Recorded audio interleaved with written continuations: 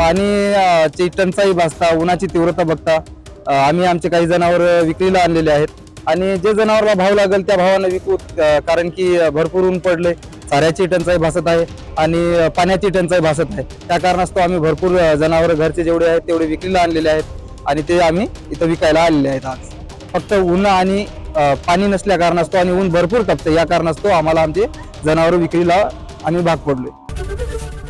ABP माझा, उघडा डोळे बघा नीट.